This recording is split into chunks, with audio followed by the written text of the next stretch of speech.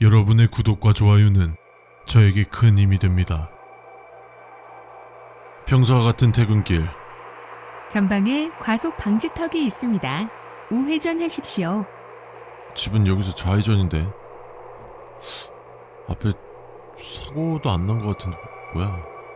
나는 내비게이션을 따르지 않고 좌회전을 하였다.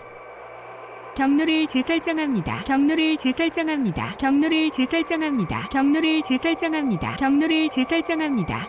전방 300m에 적용지가 감지되었습니다. 아직 늦지 않았습니다. 후진하십시오. 전방 50m에 적용지가 감지되었습니다. 유감스럽게도 돌아가실 수 없습니다. 안전수칙을 따르십시오. 곧 화면에 안전수칙이 안내될 것입니다. 안전수칙? 뭐야 이거? 내 왼손에 총...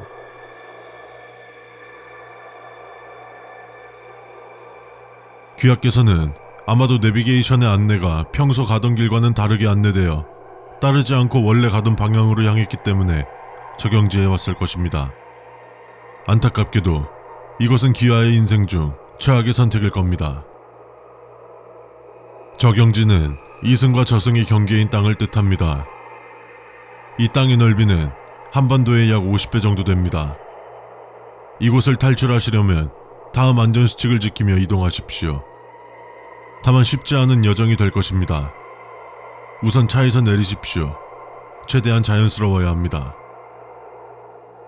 이곳에서의 24시간은 현실의 0.5초입니다. 이곳에서의 생존자들은 현실 시간을 기준으로 탈출에 최단 25분, 최장 64일이 걸렸습니다. 시간을 아끼지 마십시오. 어차피 여기서 얼마나 있든 현실에서는 무조건 다음날 오전 8시 30분 가장 근처의 병원에서 깨어나는 것으로 알려졌습니다. 희망을 잃지 마십시오. 현재까지 적용지로 간 약 165명의 사람들 중 89명은 살아 돌아왔습니다. 이 수칙은 89명에 의해 만들어진 것입니다. 수칙만 따르신다면 분명히 돌아올 수 있을 것입니다. 우선 현재 귀하의 시간대를 파악하여야 합니다. 적용지의 하늘은 하루 종일 달이 떠 있으나 달의 색으로 시간을 알 수 있습니다. 일반적인 달의 색, 오전 8시부터 오후 12시, 빨간색의 달, 오후 12시부터 오후 4시, 초록색의 달, 오후 4시부터 오후 8시, 파란색의 달, 오후 8시부터 오전 2시, 달이 안 보임, 오전 2시부터 오전 8시. 달이 안 보이는 경우는 달의 색이 검정색인 것으로 확인되었습니다.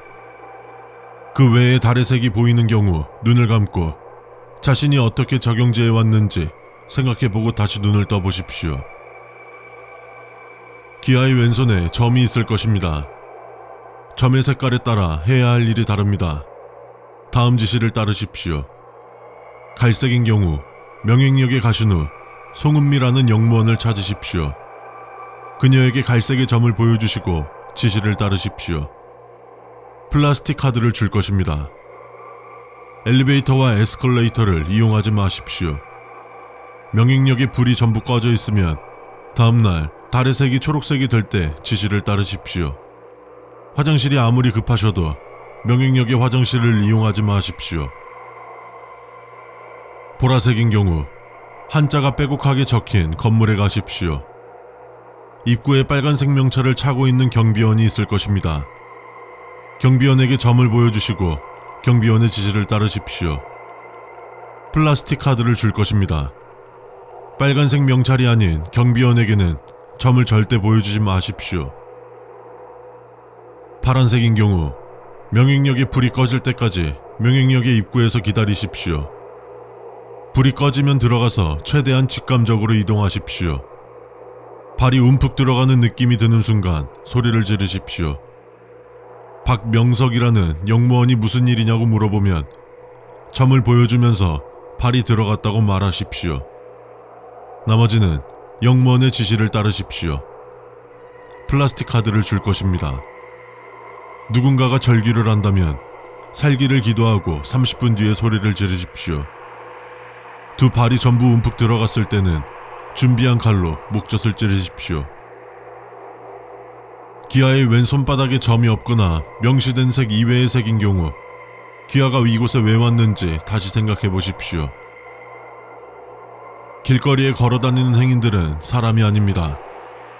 하지만 다음 항목에 사람들이 있다면 지시에 따르십시오.